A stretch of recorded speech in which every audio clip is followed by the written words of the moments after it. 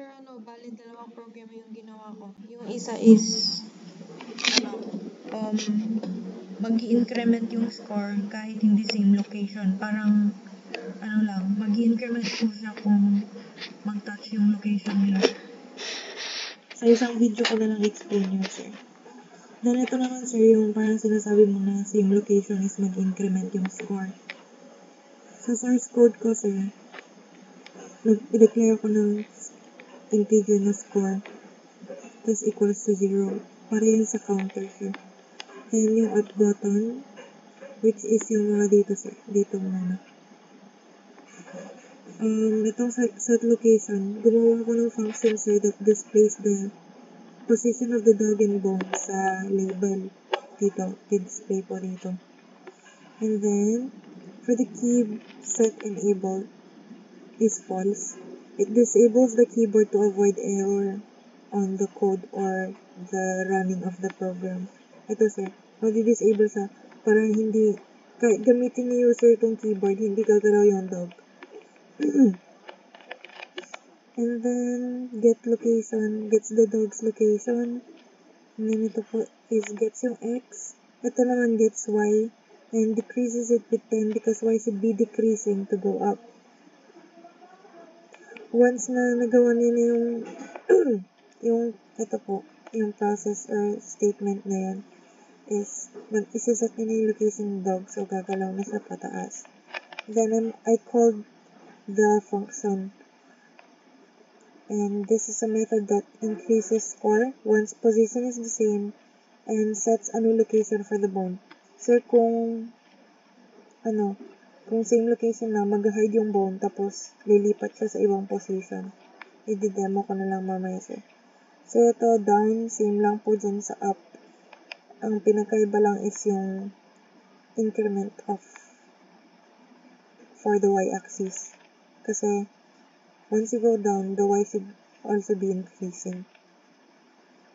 Left is same lang din po dito sa up and down, except that yung x naman po yung ginalaw, so x minus. So, when we say minus, nagdi-decrease po siya to the left. Same lang po, I called the function to determine na once same location, nag-increase yung score, and then mag-hide, tapos mag-iba ng position or location yung bone. Then si right, same lang po, pero plus 10 kasi mag-increase yung x, so to the right. Itong key action performed,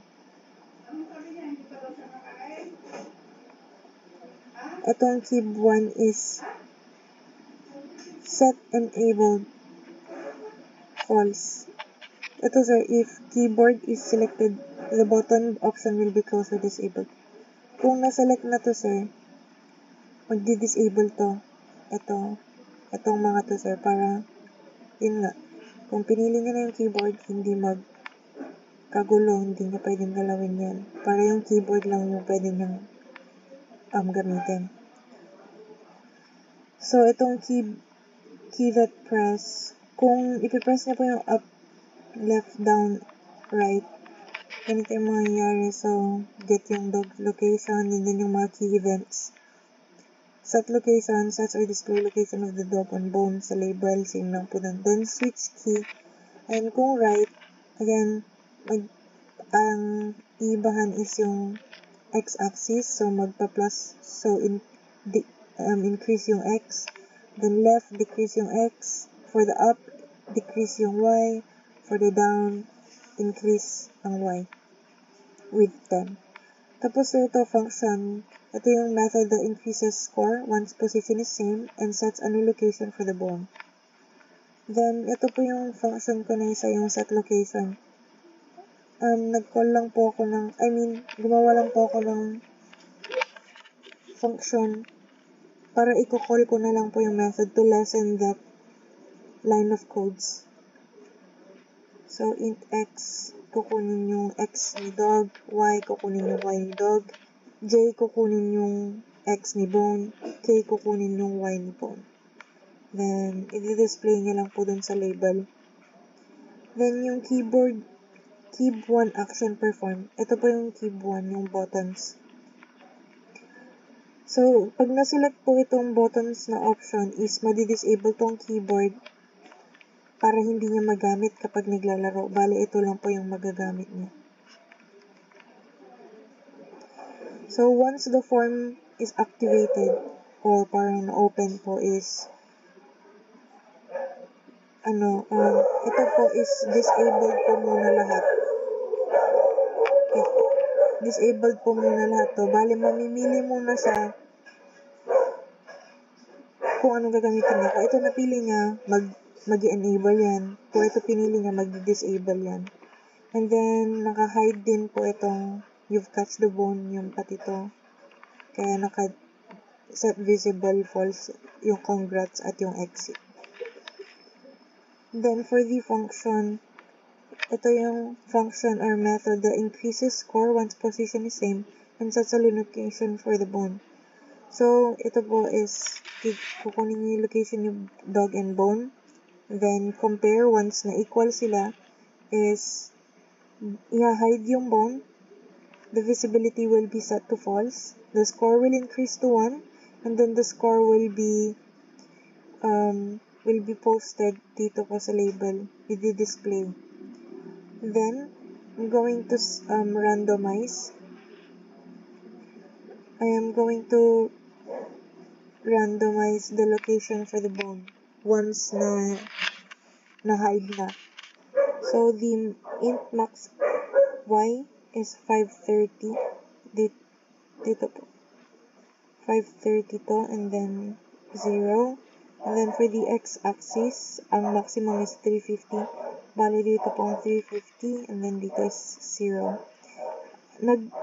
I use the max and minimum so that hindi po lalagpas yung bone dito or dito beyond my form. And then once I've done that, meron na pong random. So get random divisible by 10, minimum y, maximum y. So kukuha po siya ng random location in between the minimum and maximum y-axis, and then for the random x, it will get the location visible by 10 between the minimum and maximum x-axis, and then isiset niya yung location ni bone based on the random x and y, and then isiset visible niya para makita ulit yung bone kasi po dito is false yung visibility, so need na ipakita ulit yung bone. Congrats! So, makikita po. And then, yung exit, this is the exit. And then, I added another function set, get random divisible by 10.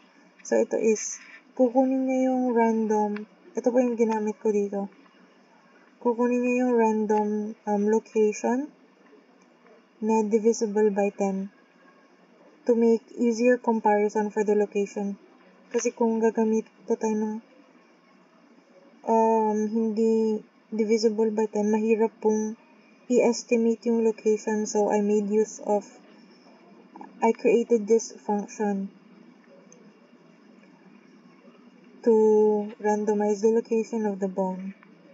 So, if hindi pa divisible by 10 yung random value ni x and y, mag-uulit-ulit po siya until it's divisible. And then, exit action performed. This is the exit 1. Ito po yung exit. So, pag yun is exit, i-close niya itong congratulatory. And then, i-enable niya yung keyboard and itong keyboard 1. And then, i-disable niya yung left, right, up, down button. So, pag nag-exit na or nakakuha ka na ng 1 na score, or basta na-catch mo na yung bone, ito ma-enable ulit siya para mamimili ulit yung user if gagamit siya ng keyboard or button. Ganun lang yun siya. And then, exit 1, this is exit 1.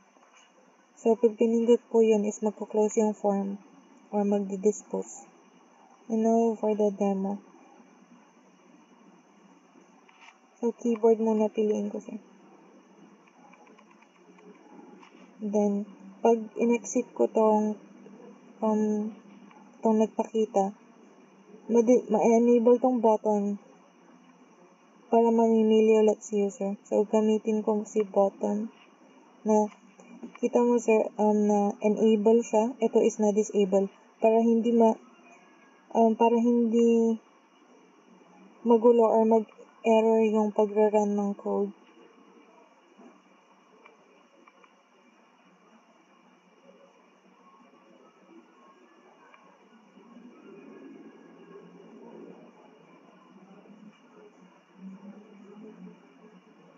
Keyboard ulit.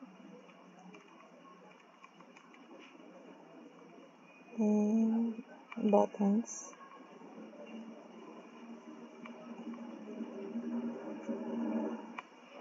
And that ends my activity, sir.